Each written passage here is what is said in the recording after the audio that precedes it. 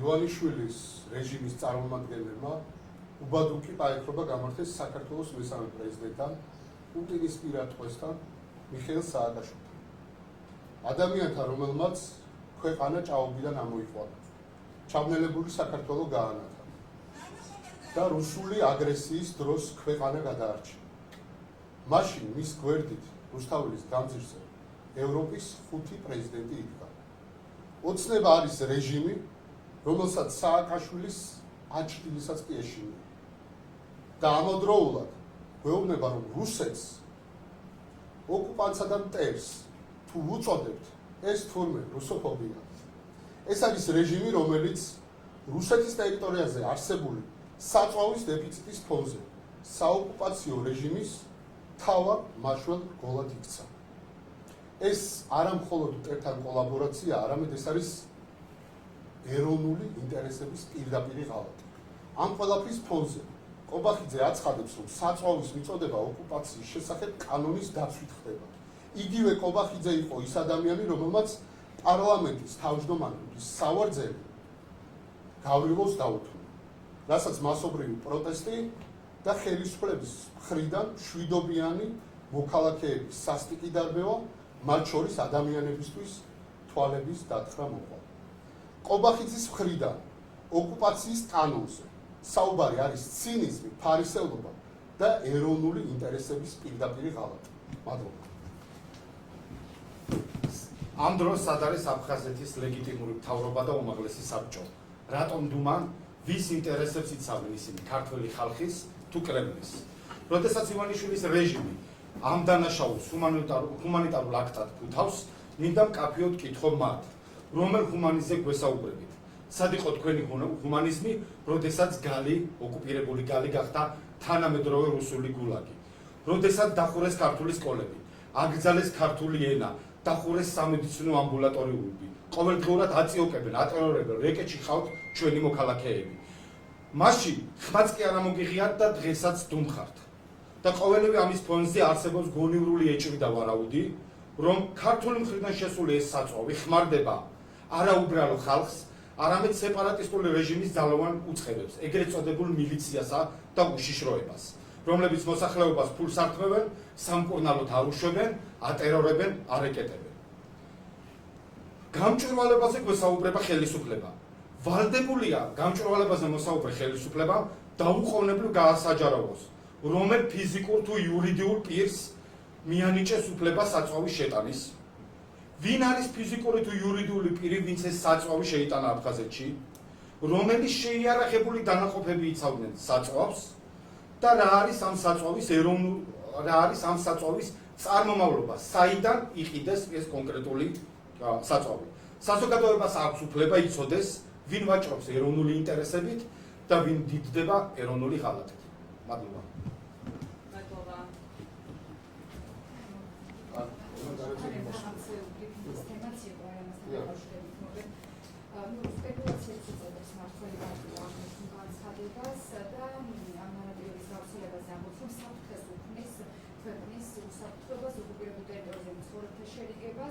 აფხაზეთს მეტოდა 3000 ტონა, ხოლო რუსეთი მოთხმარს დაახლოებით 200 მილიონ ტონას და აი ლოგიკა სად არის? კეთილი. პირველ რიგში საქართველო არის ცხადია სუვერენული ქვეყანა და მის ტერიტორიულ მთლიანობას აღიარებს აბსოლუტურად ყველა მეგობარი სახელმწიფო. აფხაზეთი არის ჩვენი მიწა. იქ არის საოკუპაციო რეჟიმი, რომელიც რა თქმა უნდა დაქვემდებარებულია პუტინის, რუსეთს, კრემლს და იმ დროს, როდესაც რუსეთში არის საწვავის დეფიციტი, უკრაინული დრონების დახმარების გამო, თავარ მაშვალ გოლად საოკუპაციო რეჟიმს იქცა ივანიშვილის რეჟიმი.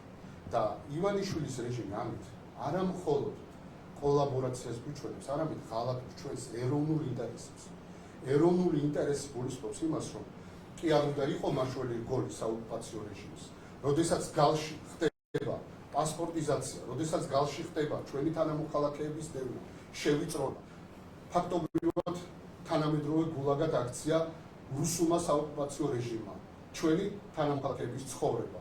გალში ხმა არ ამოუღია ივანიშვილის რეჟიმს და მათ შორის აფხაზეთის მთავრობას. ახლა რასაც ვისმენთ, რეალურად ეს არის კონკრეტული მაგალითი ეროვნული ინტერესების ღალატი.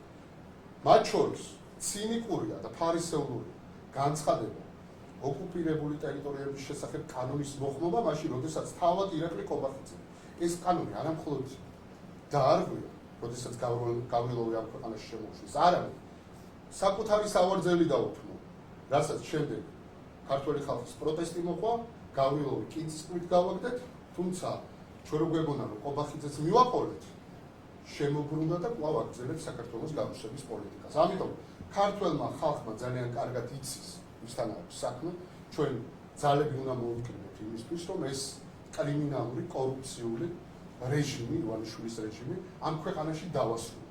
და კი ეს ნაბიჯი არა მხოლოდ ჩვენი მეგობრებისთვის არის საგანგაშო სიგნალი და არა მხოლოდ ანტიუკრაინული ნაბიჯი, არამედ არის ჩვენი ეროვნული ინტერესების ღალატი ხალხო. იმიტომ რომ ამ ნაბიჯით ჩვენი თანამოქალაქეების დახმარება კი არა უზრუნველყო მათ შორის ამ რეჟიმს უზრუნველყო საოკუპაციო რეჟიმის დახმარება და არ არსებობს არანაირი მექანიზმი, რომელიც მოგცემს საშუალებას, რომ თქვათ, რომ ეს სამხრეთ რუსეთის ტერიტორიაზე ამოხდა, ეს საწყო. და ან არ მოიხმარა მაგალითად სეპარატისტული რეჟიმის ძალობანმა უწყებებმა, ეგრეთ წოდებულმა საპოლიციო ძალებმა. ეს არის კატასტროფა, რასაც ვისმენთ ხელისუფლების მხრიდან, თუმცა მათ არანაირი მორალური ზღვარი არ გააჩნიათ და ამით კიდევ ერთხელ დაადასტურეს, რომ კი მათი თავარი ამოცანა არის საქართველოს გარუსება, რასაც ვერ მიიღებენ. ვერასოდეს ვერ მიიღებენ ამას საქართველოში.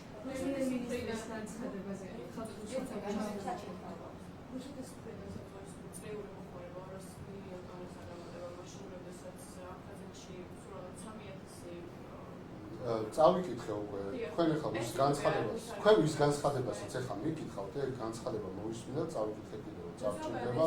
თუ თქვენ შეკითხვა გაქვთ, დამისვით ეს შეკითხვა და რუსეთის საწვავის მოხმარება ყველაზე კარგად იციან უკრაინელებმა და უკრაინულმა დრონებმა ძალიან კარგად გამოიწვიეს იქ დეფიციტი და თქვენ უნდა გესმოდეთ, რომ კრემლის პოლიტიკა, რუსული პოლიტიკა, მათ შორის საოკუპაციო ძალები ჩვენს ტერიტორიაზე, აფხაზეთში, ცხინვალში, რა თქმა უნდა, მაშინ დაიხევენ უკან, როდესაც რუსეთი დასუსტდება. და თუ ივანიშვილის რეჟიმი იქნება მთავარი მაშველი რგოლი, მაშინ, როდესაც მათ აქვთ სტრატეგიული საწვავის დეფიციტი და სტრატეგიული ნედლეულია, კი, საწვავი, რომელიც მათ შორის ომის მანქანას კლებავს და მათ შორის საოკუპაციო ძალების ეგრეთ წოდებულ საპოლიციო ძალებს კლებავს. ანუ არის რამე მექანიზმი, დაცვის მექანიზმი იმის, რომ ეს საწვავი, რომელიც ვითომ კერძო კომპანიამ შეიტანა ოკუპირებულ ტერიტორიაზე, რომ არ მოხდება მაგალითად რუსეთის სამხედრო ძალების რეზერვუარებში, ან მაგალითად სეპარატისტული რეჟიმის საპოლიციო ძალების რეზერვუარებში. ანუ ამის გარანტიას ვინმე გვაძლევს?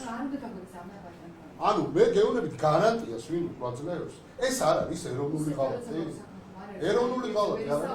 შევიდით თავდაცვის ძალების ვებგვერდზე, სადაც არის განთავსებული ჩვენი უსაფრთხოების კონცეფცია, სადაც პირდაპირ წერია, რომ მტრის დახმარება არ შეიძლება, რომ რუსეთი მტერია, რუსეთი ოკუპანტია, რომ რუსეთზე დამოკიდებულება უნდა იყოს შემცირებული. დამოკიდებულება კი არა, ჩვენი ეკონომიკა, ენერგეტიკა მთლიანად დამოკიდებული გახდა რუსეთზე და მეტიც, მაშინ როდესაც მათ აქვს საწვავის დეფიციტი.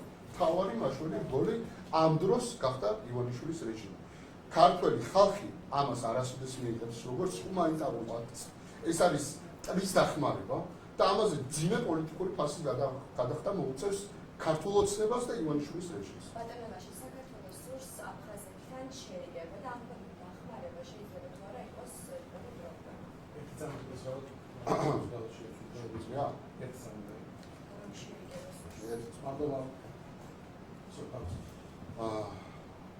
საქართველოს წლების განმავლობაში ეხმარება ჰუმანიტარული თვალსაზრისით აფხაზეთში ჩვენ თანამოქალაქეებს და არა მხოლოდ სამეცნიერო დახმარება, სხვადასხვა პროექტები, რომელსაც საქართველოს ახორციელებდა ევროკავშირთან ერთად, ჩვენ სტრატეგიულ პარტნიორებთან ერთად იყო სწორედ მართული იმისკენ, რომ რეინტეგრაცია მოხდარიყო აფხაზური მოსახლეობის დაახლოება მოხდარიყო, შერიგება მოხდარიყო. ეს აქტი, როდესაც რუსეთში არის საწვავის დეფიციტი, როდესაც ეს სტრატეგიული ნედლეული ჭირდება სეპარატისტული რეჟიმის, საპოლიციო ძალებს, ჩვენს მტრებს მითხარით, ვინ არის გარანტი, რომ ეს საწვავი, რომელიც შევიდა ოკუპირებულ ტერიტორიაზე, ეს ჩვენი ტერიტორიაა და საოკუპაციო ძალების აკონტროლებელი ხობის, ჩვენ ვაკონტროლებთ დროებით, მაგრამ მოვატრო და ჩვენ გავაკონტროლებთ, რომ არ მოხდება მათ რეზერვუარებში, საპოლიციო ძალების ან რუსული სამხედრო ობიექტების რეზერვუარებში. ვინ იძლევა ამ გარანტიას? აი, შეკითხვას ვსვათ. ვინ იძლევა ამ გარანტიას?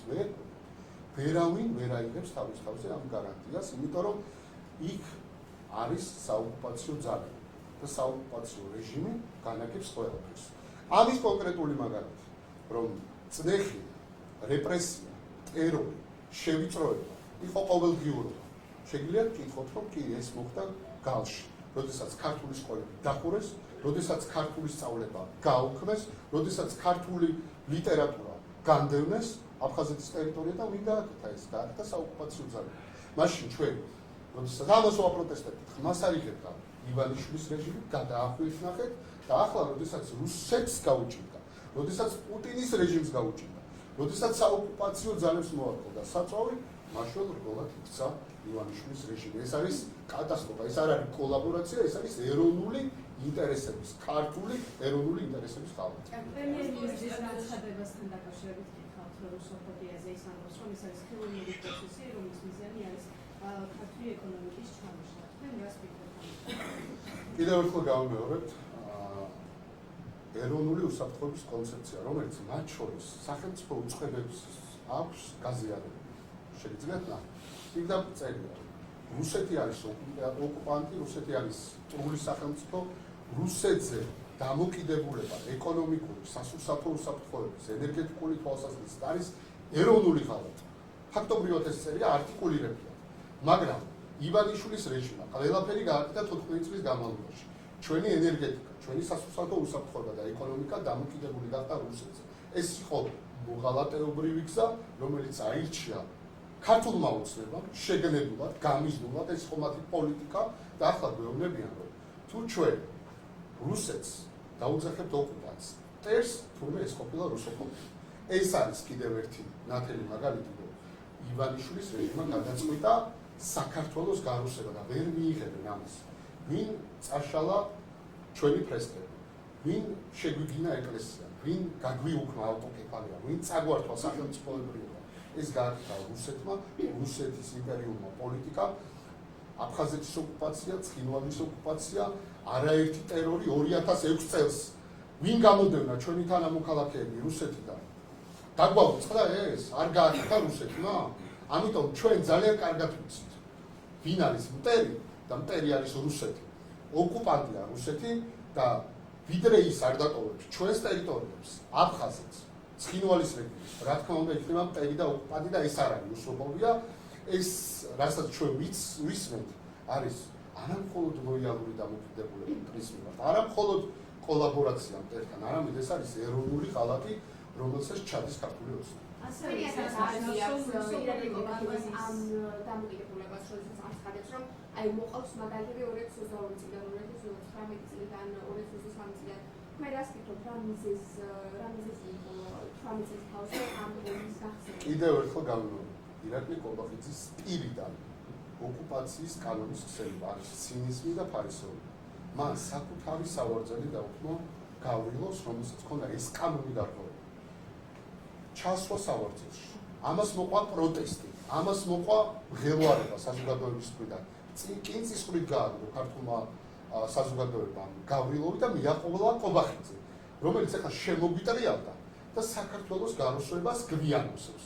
ვერ ეგისება ვერც ის და ვერც მისი პატრონი ივანიშვილი ვერ მიიღებენ. საქართველო ამ ბრძოლაში გაიმარჯვებს, საქართველო თავის ტერიტორიულ მთლიანობას აღიდგენს და ამ ქვეყანაში მტერი საბოლოოდ დამარცხება. ასევე გითხავთ ის არგუმენტს, რომ რუსოფობიის კამპანიის გაჩაღების არაერთი მცდელობა ჰქონდათ 2022 წლის შემდეგ. იგივე ადამიანები იყვნენ ამაში ჩართული, ვინც 2009-2010 წლებში მიესალმებოდნენ საქართველოში რუსულ. უკაცრავად, რა კიდევ ერთხელ შეგახსენებთ თქვენ ასაკი პატარებით ხართ.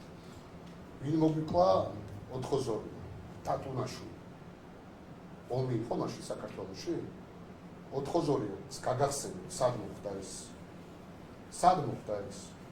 და ამის შემდეგ თუნდაც არალეგიტიმური ხელისუფლების წარმომადგენელი რომ ამ ქვეყანაში ბედავს რომ ლაპარაკობს რუსოფობიაზე თურმე რუსეთს თუ დაუძახებთ ოკუპანტს და მტერს ეს ყოფილა რუსოფობია ეს არის კატასტროფა ეს არ არის ლოიალური დამოკიდებულება ეს არ არის კოლაბორაცია ეს არის პირდაპირ ეროვნული ღალატი ეს წერია საქართველოს კანონმდებლობაში კონსტიტუციაში და ძალიან კარგად იცის თავად ირაკლი ყობახიძე რომელმაც კიდევ ერთხელ შეგახსენებთ 2019 წლის 20 ივნისს საკუთარი სავარძელი დაუთმო იმ ადამიანს რომელმაც ოკუპაციის შესახებ კანონი დაარღვია რომელიც ქართული ხალხის წინააღმდეგ იბრძოდა რომელიც სეპარატისტულ რეგიონებს დამოუკიდებლად აცხადებს და ამის გამო ქართულმა ხალხმა ირაკლი ყობახიძეს თავისი ადგილი მიუჩინა სამწუხარო დროებით მაგრამ ძალიან მალე საკადრის პასუხი გაეცემა ყობახიძესაც და ყველა კოლექტიურ მოღალატეს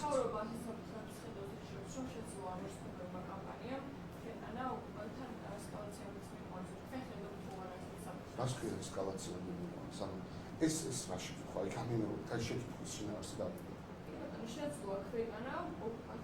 ანუ ოკუპანტი უკვე არსებობს გესმით ტერი არსებობს ოკუპანტი არსებობს და ჩვენსა და ოკუპანტ შორის ცივი დგას ევროკავშირის მისია დგას რომელიც ივანიშვილის რეჟიმმა მტრად გამოაცხადა ბრიუსელის მხრიდან გაღებული კარი შიგნიდან თბილისიდან ჩატება და ლანძღავს ყოველდღიურად ჩვენს მეგობრებს რომლებიც საქართველოს ტერიტორიულ მთლიანობას სუვერენიტეტს იცავენ ამბობენ რომ აფხაზეთის საქართველო ამბობენ რომ ცხინვალი საქართველო და იქ ხუჯუიანი დროშა უნდა იყოს და იქ უნდა იყოს ქართული ადმინისტრაცია ამას ამბობ ჩვენი მეგობრები რომელიც ივანიშვილის რეჟიმმა მტრად გამოაცხადა რაზე ვლაპარაკობთ საერთოდ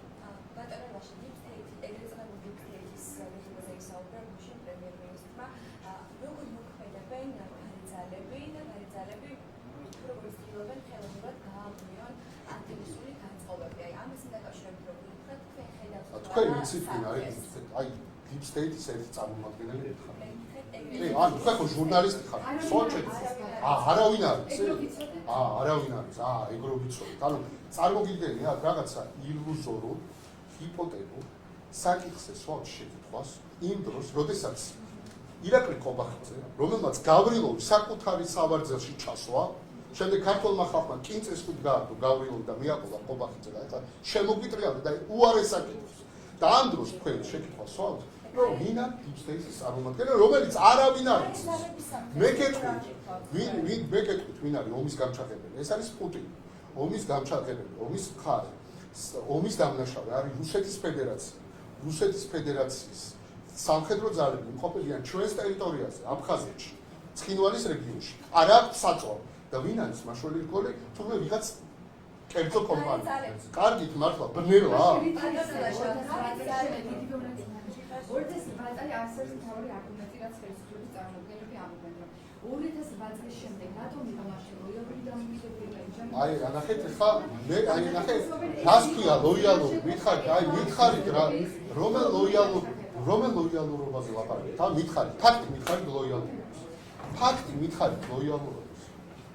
ფაქტი მითხარით ლოიალურობას აი ფაქტი მითხარით რას ქვია მომხენა აი ნახეთ თქვენ თვითონ აყალბეთ ისტორიულ ფაქტს არსებობდა კანონი ოკუპირებული ტერიტორიების შესახებ, რომელიც ფარატინა ფურცლად აქცია თავად ქართულმა ოცნებამ. ეს კანონი უზრუნველყოფდა იმას, რომ ნებისმიერი პირი, რომელიც შემოდიოდა ჩვენ ქვეყანაში, ნებისმიერი მხრიდან აღიარებდა საქართველოს ტერიტორიულ მთლიანობას და თუ ექნებოდა დარღვეული, თუ მის პასპორტში აღმოჩნდებოდა სეპარატისტული რეჟიმის ბეჭედი, მიიღებდა შესაბამის საკადრის პასუხს, თუნდაც პატიმრობას, თუნდაც ჯარიმას, თუნდაც გაძევებას. და ყველა ეს სანქცია ვინ გააუქმა? ხომ არის? გააუქმა ივანიშვილის რეჟიმმა. გადაახვიეთ თუ დაგაუწყდა და სილქნეთის მეხსიერება და უფრო შორს გადაახვიეთ არქივები ექნება და კარგად ნახავთ ვინ გააუქმა ეს კანონი. აი ნახე ამდენი ვისაუბრე და ბოდიში არ გისმიშენი. ნახეთ საქართველოს პრეზიდენტი ხდებოდა ყველა იმ პირს რომელიც აღიარებდა საქართველოს ტერიტორიულ მთლიანობას. არა იმ ფაქტს მოგონეს რომელიც გამოგვიცხადა მედვედევმა არამედ იმას რაც იყო სინამდვილე რომ საქართველოს ტერიტორია აფხაზეთი საქართველოს ტერიტორია სამაჩაბლო ეს არის ფაქტი ამას ვერავინ ვერ შეცვლის ოკუპაციის დროებითი კი ჩვენი გმირების წინაშე ჩვენი მოვალეობა იქ დაბრუნება ჩვენს სიწმინდეებთან, ჩვენი წინაპრების საფლავებთან. და ეს არ არის პათეტიკა, ეს არის ჩვენი მოვალეობა, გესმით? და აი ამ სინამდვილეს გვიხალბებს ქართული ოცნება. და რასაც ამბობს, ეს არის ღალატი. თუ ეს ასე არ არის, მაშინ მითხარით, როგორ არის? ანუ მე სამწუხარო ის არის, ვერავინ 2012 წლამდე ამ შეკითხვას ვერავინ ვერ დასვავდა. ამ შეკითხვას 2012 წლამდე ამ ქვეყანაში ვერავინ ვერ დასვავდა, იმიტომ ეს იყო სირცხვილი ეროვნული. დღეს კი ჩვეულებრივად იქცა ეს ყველაფერი და მე ძალიან მწუხავ თქვენზე, რომ ამ შეკითხვის დასმა გიწევთ. ჩვენ ტერიტორიაზეა საუბარი, იცით? ჩვენი არის ეს ტერიტორია. იქ არის საოკუპაციო რეჟიმი.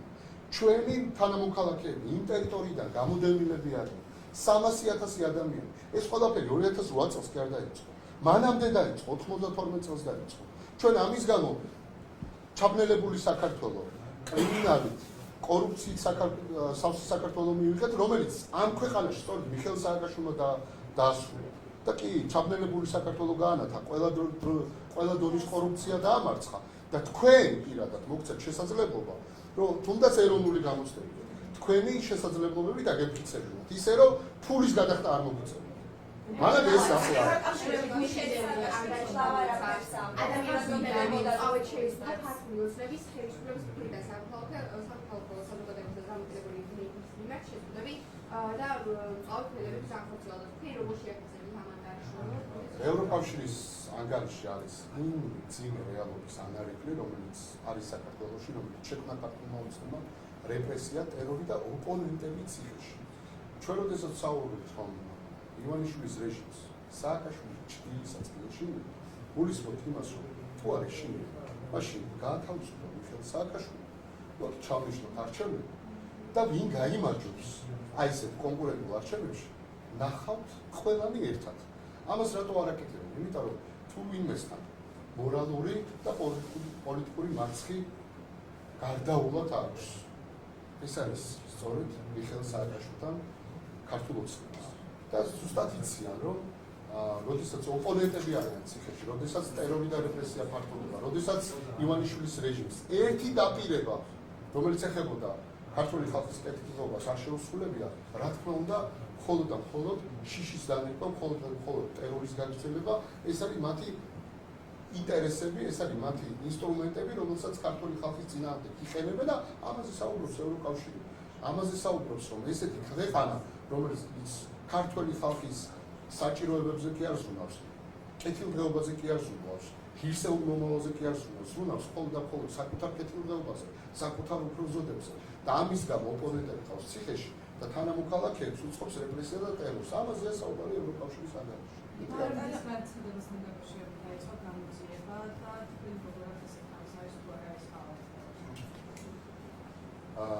გია ბარამიძე დაზუსტება გააკეთა, ყველას პასუხი გასცა, მათ შორის მტკიცებულებებიც გამოაქვეყნა, სად იყო, როგორ იყო და რას აკეთებდა. და კი, გია ბარამიძე არის ამ ქვეყნის პატრიოტი და ვერავინ ვერ შეაშინებს. მისი განცხადება შეიძლება ბევრ ჩვენთანაც არ მოეწონა, მაგრამ დაზუსტება გააკეთა და ყველა პატრიოტს ბოდიში მოუხადა და დააზუსტა რას გულისხმობდა. აქ არანაირი სამართლებრივი საფუძვლები გამოძიების დასაწყებად არ არსებობს. იმას, რასაც ჩვენ უყურებთ და ხედავთ, რომ ჩადმენ მოწმეების რიგებში კოლექტიური გოგახაინდრავები და ძმანი მათნი ნიშნავს იმას, რომ ეს არის წმინდა პოლიტიკური დევნა. და კი, ამ ქვეყანაში ეს ჩვეულებრივი ნორმა ჩამოყალიბდა რეპრესია და ტერორი და ამის მაგალითი არის კიდევ ერთი გია ბარამიძის წინააღმდეგ დაწყებული სისხლის სამართლებრივი. ბატონალაშა კიდევ üks კითხვა, და მიხეილ სააკაშვილი მათ კონსულს საკითხთან დაკავშირებით. აი ომის შემდგომ ტურისტებთან დაკავშირებით. თუ მისი ქმედებები იყო სწორი. თუნდაც ურთიერთობების აი კუშინდელი პოსტი წაიკითხე? მე ხო არა. თუ ანუ ამ შემთხვევაში არ დასაუბრეთ რო წაიკითხა. კუშინდელი ოპოზიციაზე რა ქონდა? არა, ოპოზიციაზე არის, აბა კიდე ნახე კარგი. მე სხვა კითხვა. მაშინ გადაწყვეტილი სააკაშვილი სამსაკითხო, როდესაც საუბრობენ თუ რატომ იქცეოდა ასე ომის შემდგომ პერიოდში, რატომ ხდებოდა რუს ტურისტებს, რატომ იყო ვიზას გაუქმება. აი ამასთან დაკავშირებით ერთადერთი სურვილი მაქვს, რომ გადახვევის რეჟიმი არ იყოს შვიდწლიანი ქვეყანაში. ქვეყანაში და 12 წლიანი გადახრება თუ იქნება, უფრო მეტ რამეს გაიგებთ და გადაახვით. პირველ რიგში მიხეილ სააკაშვილმა ჩვენი ქვეყანა დაიცვა, რუსთაველის გამზირზე მარტო კი არ იდგა, ევროპის 5 პრეზიდენტთან ერთად იდგა. და კი ამერიკის შეერთებულმა შტატებმა ჩვენ ქვეყანას სამხედრო დახმარება აღმოუჩინა. და კი საქართველოს დადო შეთანხმება, რომელიც რუსეთის ფედერაციამ დაარღვია, არასრულებს და ამ დროს ქართული ოცნება გვეუბნება, რომ თუნდაც ეს ყოფილა კაპიტულანტური შეთანხმება. როგორ არის კაპიტულანტური შეთანხმება, როდესაც ოკუპანტი არასრულებს ამას. ესე იგი არ ყოფილა, ხო? ეს ხელშეკრულება ესეთი, როგორცაც ასახავს ქართული ოცნება. მიხეილ სააკაშვილს ერთადერთი რაც აქვს საქმე ამას ამბობს, რომ ქვეყანაში არის რეპრესია და ტერორი და ეს ქვეყანა უნდა დაუწნოთ რუსული რეჟიმისგან, კრიმინალური კორუფციული რეჟიმისგან. რომ იცოდეთ, თქვენი თანატოლების ერთადერთი დასაქმების ადგილი ამ ქვეყანაში არის ტრანსნაციონალური კიბერ თავდასხმის თაღლითური კოლცენტრები. ნარკომანია 3000 ნარკომოვაჭრე დაუჭირება ამბობს ირაკლი კობახიძე. 3000 ნარკომოვაჭრე 4 მილიონიან ქვეყანაში ცით რა არის? ეს არის რომ კოლუმბიათ აქციას ჩვენი ქვეყანა. თქვენ როდესაც საუბრობთ იმაზე, რომ მიხეილ სააკაშვილმა რა თქვა, გავიწყდეთ ჩვენი ქვეყანა ირანული მხარდაჭერის, კრიპტო პლატფორმის, ტერორიზმის მხარდაჭერის გამო არის ფაქტობრივად საქართველოს შეცვლილი კონფლიქტი არის სანქცირებული ამერიკის შეერთებული შტატების მიერ. კი დანაშაულის, კორუფციის, ფულის გათეთრების მსოფლიო ცენტრად იქცა ჩვენი ქვეყანა. ეს არ გადავდეთ და გვეუბნებით, სააკაშვილი რატო არ უწყობს პოსტს 12 წლის და 14 წლის წინანდელ ამბობს. უკაცრავად რა, მიხეილ სააკაშვილი დამიჯერეთ, ძალიან კარგი ცხოვრება დატოვა და ამ ქვეყანაში ჩამოვიდა, რომ ეს ქვეყანა დაეხსნა. და ის არის პოლიტიკური ტყვე და რო არის პოლიტიკური ტყვე, შეგიძლიათ ბრალდებას გაეცნოთ და ვინ წარუდგინა ეს ბრალდება, იცით? ოთარ ფარცხალაძე, ბოტასების ქურდმა, რომელიც ამერიკა ჯაშუშად გამოაცხადა რუსეთის ფედერაციის ოკუპანტის, გადაეყარა ნათია თურნავა და მთელი მთავრობა და სხვათა შორის კობახიძეც და შეახსენეთ და ეს კაცი შემდეგ გაიქცა რუსეთში, რომანოვის გვარები იყო და ახლა შევიდა კომუნისტურ პარტიაში, იქაც არივარდა როგორც ხო და აი ეს არის ქართული ოცნება და როდესაც ეს რეალობა არსებობს, თქვენი იმიტაცია ამ რეალობის რეკონსტრუქციის არ გამო. თქვენი აზრით მიხეილ სააკაშვილი ამასთან დაკავშირებით რატომ დუმს? კომენტარია. შემდეგი გვაქვს გაგეცეს. მართლ ბურჯში ამბობენ, რომ ბარაბის საკეთებული განცხადება ეფრის ასამსახურება, რომ დავალება აქვს ოპოზიციას მიღებული, რომ ყველა ანტიქართული ნაბიჯები ხელი შეუშალონ ქართულ-აფხაზურ ურთიერთობებში დობის აღდგენის პროცესს და ამას რას უყურებთ? ეს არის ტყუილი ფარისეულობა. არ არსებობს ქართული ოცნება, არსებობს რუსული ოცნება ამ ქვეყანაში, რომელიც მაშინ ახდა, როდესაც მიხეილ სააკაშვილი გამოამწყვეს ციხეში ოთარ ფარცხალაძის ბრალად. აი ეს არის რუსული ოცნება. ქართული ოცნება არის ჩვენი ტერიტორიების გათავისუფლება საოკუპაციო რეჟიმისგან, მაგრამ დღეს ქვეყანას ხავს რეჟიმი, რომელიც საწვავის დეფიციტის ფონზე თავად მაშინ გულად იქცა საოკუპაციო რეჟიმის, რაზე ვლაპარაკობთ საერთოდ. რომ იცოდეთ, მოვა დრო, აი აგერ ვარ მე, აგერ ხართ თქვენ და დაინიშნეთ ეს 13 აგვისტო. რომ ყველა ეს ადამიანი აი ხალხის გამო გასამართლდება ამ ქვეყანაში, როდესაც იქნება კანონის უზენაესობა და თავისუფალი მართლმსაჯულება ამ ქვეყანაში.